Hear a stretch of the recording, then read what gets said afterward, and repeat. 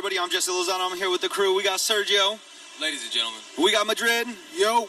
We got Alex. What it is. And we got a special guest called Rob. Rob, introduce yourself and tell us a little bit about yourself, bro. I'm Rob Hicks. I'm artist and creator for Hooded Cobra, Spiraling Comics, independent publisher out of Phoenix. I also do a little naughty book called Succubus that's blown up way past I could ever expect. So. Well, since I'm a fucking creeper, tell us about Succubus first, because I'm a perv and I need to get hard. Let's do this. Right. And I heard the word suck in it, so I'm in. So everybody's in, yeah. Well, I mean, for those people who don't know what a succubus is, it's Sergio's mom. Hey. Oh, she sucked this bus. So it's like a female demon or entity that feeds off of sexual energy and bodily fluids and all that stuff. So, and she's like virtually irresistible to men and women. So, with that whole mythology, I don't know if you've seen succubuses. They're usually, or succubi, they're usually depicted with horns and tails, super hot chicks, But my character, her tail is a tattoo that moves across her body like a real nice. So, it's a good spin. And she has to do a certain combination of sexual acts to reveal her true form. So it was just really meant to be like a quick little fun, over the top, fuck around story in between issues of Hooded Cobra, so I can kind of get a break from drawing muscles and action for panel after panel. Just wanted to have an excuse to draw hot chicks. So what do you think made that character take off so much? Sex sells, man. Yeah, fair enough. My question is, can you draw me a girlfriend? I could draw your version of a girlfriend. I don't know if it'd actually come true. It would still be imaginary, though. I mean, hey, as long as it's in some kind of physical form, like on a paper, a win's a win. Hey, and then you go get a 3D model of that, and then you're off to the races, man. I was just going to say you can't fuck a paper, but now we get with that. I was like, you can fuck that, though. 3D printer up in here. Oh, the game's changed for sure. Yeah, dude. Where would you put the pussy if you had the chance? Would you put it in the mouth or would you put it in the vagina? I put it where the clitoris is, right in the throat. Oh, yeah. Because, broads love sucking dick, so. It's their G-spot. Yeah. So now let's talk about Hooded Cobra. Hooded Cobra. Throw it down. What's it about? What made it come about? Let's go for both of those. The first version of Hooded Cobra I co-created back in 2004 with a couple other guys. And that really didn't go anywhere. And then I just kind of, right around 2010, I started messing around with this look and was like, you know what? I think I'm just going to do a different version of the original version that I co-created. And kind of turned into this thing where, it's kind of paid homage to the original version, but it's at the same time, it's his own character now. It's entirely his own story. So in the story, Hooded Cobra is an agent from an ancient secret society called the Den of Serpents. And he's hunting down exiled members from that society who are trying to reduce the world's population by over 70% in one big global event. Signed up. I'm down. Say, that sounds like your book right there. Let's do this. Let's take them out. Oh, yeah. Yeah, so I got a lot of hand-picked conspiracy theories I threw into the story, and it's alien tech in there, and secret society stuff, and just shit that I like to read that I'm kind of into. People always call me a conspiracy theorist. It's like whatever, labels. Fuck But yeah, dude, it has a lot of stuff that I like to read and I'm into, and it's a cool story. I'm up to issue 5 right now. I'm working on issue 6. Yeah, dude, and as an indie book that hasn't really been mass advertised anywhere and stuff, it's taken off. I can't be happier with the success. I mean, and plus it's black and white, so that's even harder to pull off with a black and white comic. So I'm really happy with it. So being indie, especially having some great success, do you want to stay that way? More independent, more by yourself, your own freedoms, or anything absolutely, else? Absolutely. Yeah? Indie is the way to go because you set your own deadlines. You can do whatever you want. You got the freedom to do any kind of book you want. You can print whatever you want. You don't really have to answer to anybody. doing comics is a selfish thing because, you know, for me, I have to draw the comics that I'm into, draw the stories that I like, draw the characters I like. Because if I'm not into the story or into the characters, I can't sit down and draw it. You know.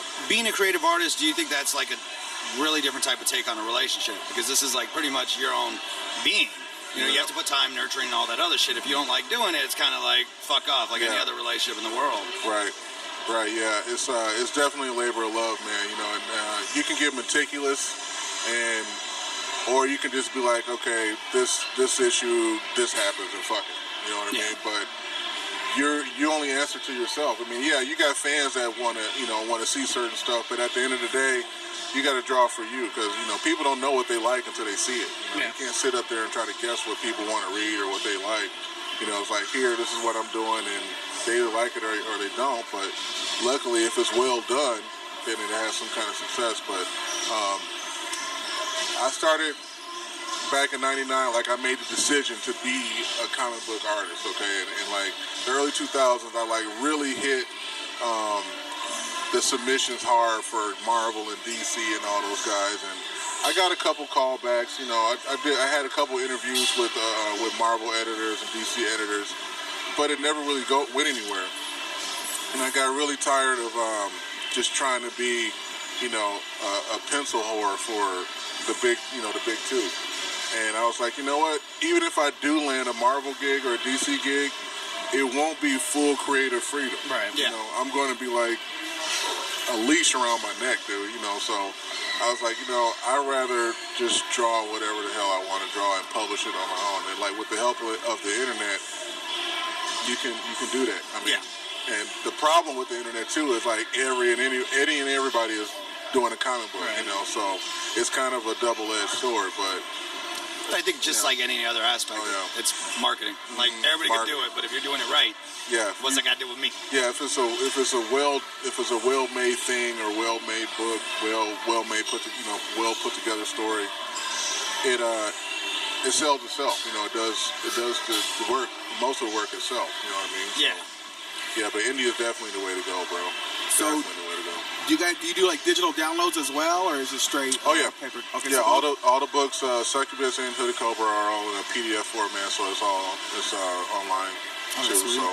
So with your material being conspiracy theories and stuff, do you get anybody who takes it a little too seriously? Have you gotten any of those calls that are like? No, it's because I hide it well. Okay. You know, it's not blatant like. Hooded Cobra, his character's name, his real name is RJ. So RJ has a military background. He's an ex-Black Ops guy, and in his background, one of his jobs that he did that he's just racked with remorse for. He was one of the demo guys in the 9/11 towers. Okay, so he was one of the guys that went in and rigged the place to blow, basically. Oh shit! He was on that crew, and so.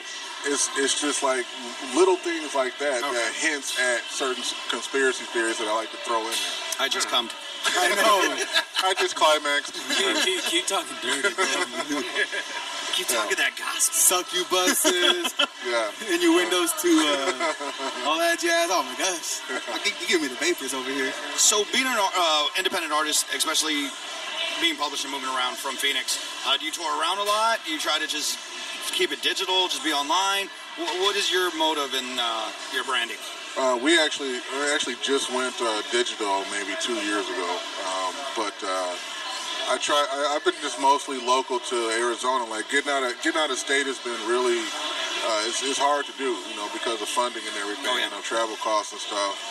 And but we do sell everywhere because of the internet. But I've been trying to get just do shows in the West Coast. You know what I mean? Yeah. So that's a plan. Just as soon as I get the means to actually get out to some out-of-state shows, some bigger shows, then but I've been trying to build up a good solid base here locally. So where can we find all your work and all that good stuff? Social media, websites, anything plug you want to put out there? We're on Facebook, Spiraling Comics on Facebook, so throw that in, and Ink with INK. And then you can buy our stuff. You can say shit, bro. Yeah, it's all shit. You can buy all shit. You're about to say it. About this shit right here. What's the website? Because our SpiralingComics.com is a real website, but I think we're under maintenance right now.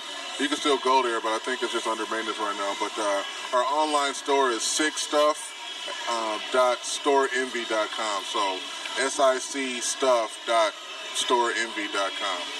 See, it kind of reminds me, like, Nerd with Balls is kind of like a real podcast. We're really trying to come up. But yeah, that's dope. We'll find you. How about Instagram or anything like that? You got anything? Working on Instagram right now and Tumblr. So we try to get on Tumblr, and like with Tumblr, I'm gonna throw up a bunch of succubus shit on Tumblr, dude, and just rock it out so people can see everything that's in there.